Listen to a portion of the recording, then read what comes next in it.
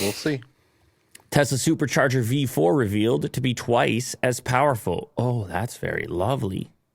I'm happy about that. It also kind of looks different, a little bit more. There's no hollow center. Yeah, I'm a little split because I didn't mind the way those other ones look, but these look good too in their own way. You got the red Tesla logo. The cables are longer now. They have to be longer, Will. Okay. And the reason they have to be longer is because you now have opened the network to so many other vehicles that have the charge locations in different places. Uh-huh.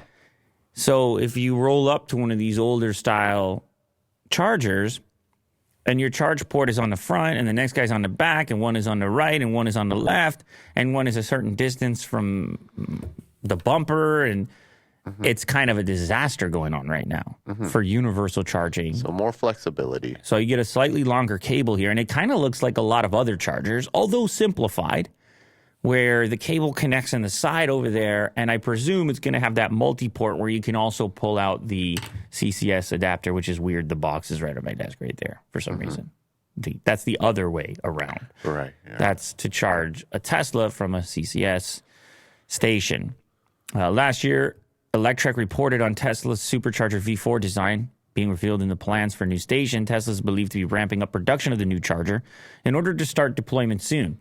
The new charger is expected to feature the potential for higher charge rate, which is currently capped at 250 kilowatts for the V3, and a solution to allow CCS charging for non-Tesla electric vehicles. The CCS solution was later revealed to be the Magic Dock. Thus far, there's only been the Magic Dock deployed on Supercharger V3 stations, and V4 hasn't shown up yet, and then until right now, basically. Tesla started to deploy its first known Supercharger V4 station in the Netherlands. However, they covered it up. So I guess it wasn't, they were trying to hide it a little bit at first. Yeah, I see that. So they put like cloaks over the top. Well, it makes sense. They're not ready to go yet. Yeah. And now they are fully revealed as of yesterday. The stalls are equipped with a longer cable, providing easy access for all EVs. This is a big, big win, Will. Yeah. Big, huge win. Open up the network to everybody. I love universal standards. I love a lack of an unnecessary complexity when it comes to figuring out where you're charging, when you're charging, how you're charging.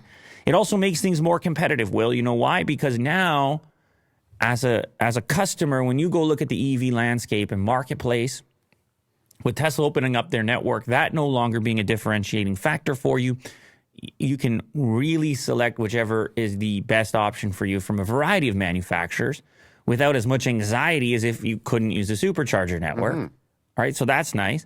And what's that going to do? Well, it applies pressure to Tesla to actually continue to develop the best vehicles they can, because they're going to sit there and say, well, those guys are coming up on our tail. They got a pretty nice looking unit over there. And instead of locking people in because you own the infrastructure, you own the chargers and the proprietariness of it. Great move. Love it. Big fan. And as you mentioned, you actually highlighted that you could, I mean, this would be insane. A total max power output of 600 kilowatt. Was that in 5 minutes? 10 minutes? Get out of here with that. I mean, that's if the car, whenever cars could handle such a thing, and how many active chargers at any one station can deliver that. This is all types of new electrical loads. Yeah.